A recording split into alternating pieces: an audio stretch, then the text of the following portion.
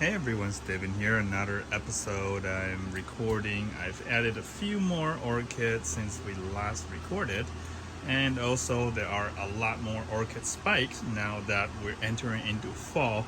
The daytime and nighttime temperature are starting to pull a little bit of difference, and that is when a lot of the orchids will spike. Although some of them are a little bit confusing, because for instance, this guy here is supposed to be blooming in spring, but they're spiking around and it's blooming right now and it is fall. Also, want everyone's opinion, this guy here, I got it actually from Home Depot. It just says dendrobium, not really sure what type it is, but it looks very similar to another one that I got from Nat's Orchid in Chicago. And look at the flower here and the orchid shape. So this one is a biggie bum, so dendrobium biggie bum. So I don't know if that is exactly what it is or a different type. Leave your comment if you agree or disagree. And then I have this Phalaenopsis that I've had for now 3 years. Third time it blooms, and I'm loving it. It's been blooming for a long time. And I just got this 2 weeks ago, actually 3 weeks ago now, and it's got very fragrant white/green flower. This one is a blue wave dendrobium Phalaenopsis, and it's got this beautiful blue big flowers. And I have a few more spikes coming up here and more spikes back there, can't really point to it. And then this dendrobium hibiki, been kind of hiding it, but it continues to bloom. It's been 2 months.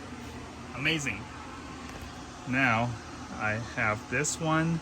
I think the last time I made a video, maybe only one flower or not even blooming yet, but the whole thing's blooming now. This Phalaenopsis is a little panda variation. And then got another one here that my wife actually loved this one, so we got this one 3 weeks ago. The Golden Goblin is actually coming to almost, I would say 75% towards its end. Still got a few more blooms coming here. It's blooming, but the first couple of flowers, I already got one dropped, and then the second one is about to drop. I have my Nadosa here about to bloom maybe next week or two. A few more spikes of all this Cattleya types. So that's exciting. Got more of this wrinkle stylus up here, some Vanda variations. And this is a very interesting one. I got this again from Nat's in Chicago during the Chicagoland Orchid Fest. This is a Phalaenopsis. So it really is kind of like a very tubey, as you can see, it just keeps going. The leaf is like 3 feet long, and it's got 3 spikes right now. Here's a Vanda. This is the Walling. Probably won't bloom until next year, so I'm not too worried. This one is a dendrobium that I believe will bloom in the spring, so we'll see. Wait and see. And then I have this BLC that again I got from Nat's. Just a huge pile of mumbo jumbo. I think I counted maybe there are like over 30 pseudobulbs in there. Here's a Dendrobium leonis, so a lion dendrobium, very spiky.